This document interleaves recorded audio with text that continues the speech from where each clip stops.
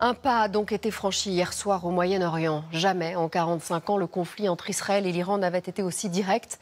En lançant pour la première fois depuis son sol des centaines de drones et de missiles contre l'État hébreu, Téhéran a mené une offensive majeure. Il était un peu plus de 22 heures en France quand le ciel israélien s'est figé. Le récit de cette nuit inédite avec Georges Brenier. Il est 1h40 du matin. Le ciel israélien s'embrase. Les sirènes retentissent, appelant tous les habitants à se mettre à l'abri. Des dizaines de drones et de missiles iraniens traversent l'État hébreu. Tsahal affirme que 99% d'entre eux sont interceptés par le dôme de fer, le système de défense antimissile israélien.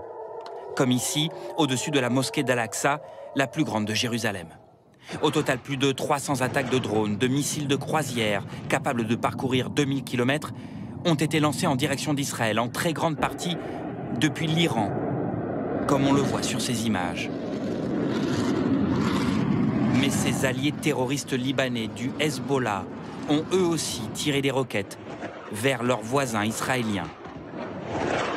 Une offensive coordonnée, puisque le Yémen, allié de l'Iran, a également envoyé des drones vers l'État hébreu.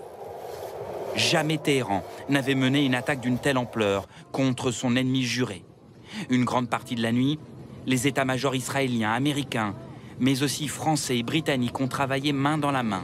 Une implication militaire française discrète qui a depuis été confirmée par Paris.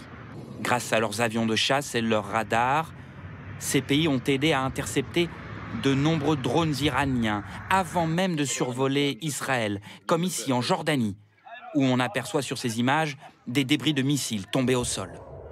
Les très rares cibles israéliennes touchées sont des bases militaires. Le bilan humain, lui, fait état d'une fillette israélienne âgée de 7 ans, blessée par des éclats d'obus. Une attaque qui a fait réagir le monde entier. Condamnation d'Emmanuel Macron ce matin qui, dans un tweet, a dit travailler à une désescalade en apportant son soutien aux Israéliens. La population qui a beau être habituée à ces menaces a passé la nuit sous tension au rythme des sirènes et des alertes. Victor Topneau avec nos envoyés spéciaux Claire Cambier et Gabriel Orillon. La vie reprend doucement son cours ce matin dans les rues de Tel Aviv. Les habitants nous racontent leur nuit d'angoisse. On a fait quand même attention, on est resté proche des abris. Et voilà, on est connecté, on suit les réseaux sociaux, on voit un peu ce qui se dit, donc on fait attention. On est rentré chez nous, on a tout préparé, puis nous avons acheté de la nourriture pour l'amener dans notre abri. Nous n'avons pas réussi à dormir avant 2h30 du matin. Israël, attaqué par l'Iran, une première dans l'histoire du pays. Certains Israéliens ne cachent pas leur inquiétude d'une escalade. Bien sûr que j'ai peur, c'est une situation effrayante. L'Iran est un pays grand et puissant et nous espérons que l'armée israélienne sera capable de tenir le coup.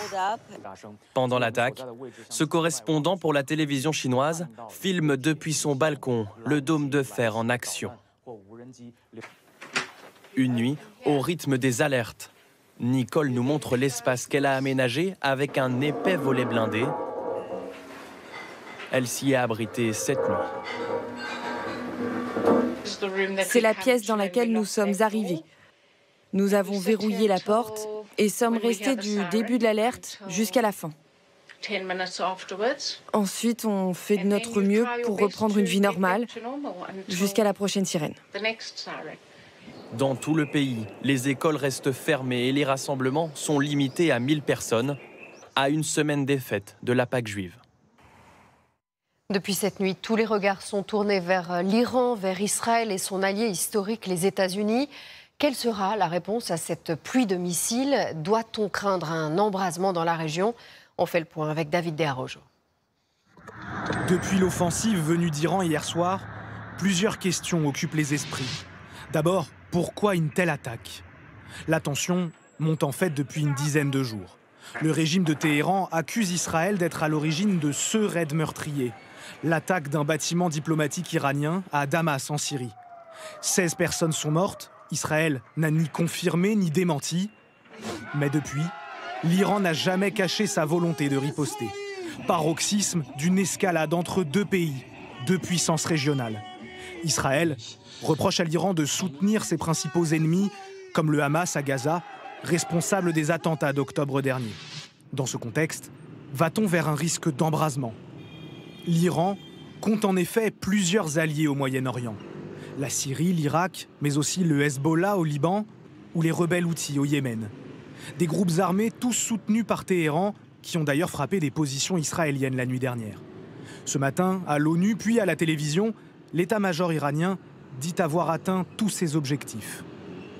De notre point de vue, l'opération est terminée. Nous n'avons pas l'intention de la poursuivre. Comment expliquer un tel satisfecit alors que 99% des drones et missiles ont été interceptés? A priori, personne n'a intérêt à une guerre généralisée, ni Israël, ni l'Iran, ni les États-Unis, ni même toute la communauté internationale. L'Iran a répliqué en disant voilà, l'affaire est close, et la raison voudrait qu'on en reste là. Afin d'éviter une nouvelle escalade, quel rôle peuvent jouer les États-Unis?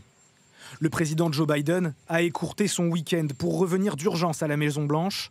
Il a réaffirmé son soutien à Netanyahou, mais a d'ores et déjà précisé que les États-Unis ne participeraient pas à une offensive militaire contre l'Iran, de peur d'attiser un conflit régional à grande échelle. En Israël, à Tel Aviv, rejoignons notre envoyé spécial Claire Cambier. Benjamin Netanyahou a averti hier « Quiconque nous fera du mal, nous lui ferons du mal ». Les Israéliens que vous avez rencontrés, Claire, se préparent-ils à une riposte de leur armée et la souhaitent-ils ? Bien clairement, tous les Israéliens avec qui on a pu échanger ce matin se rejoignent sur une chose: Israël n'a d'autre choix que de réagir, que de répondre à cette attaque massive. Il faut se montrer ferme, nous a-t-on dit. Et même les plus pacifistes d'entre eux nous expliquent que cet affrontement, ils ne l'ont pas choisi, que c'est finalement la continuité de l'attaque du 7 octobre. Alors beaucoup espèrent que cela ne mènera pas à une guerre ouverte avec l'Iran, mais certains s'y préparent, font des stocks notamment. On attend dorénavant la décision du gouvernement. Un conseil de guerre doit se réunir à 15h30 heure locale, d'ici moins d'une heure et demie. Le porte-parole de Tsahal, Daniel Hagari, a lui indiqué qu'il prendrait la parole à 18h. Mais vous le voyez autour de moi, pas de panique de la part de la population. La vie a repris et c'est finalement une journée normale, ou presque. Merci beaucoup Claire. Claire Cambier en direct de Tel Aviv.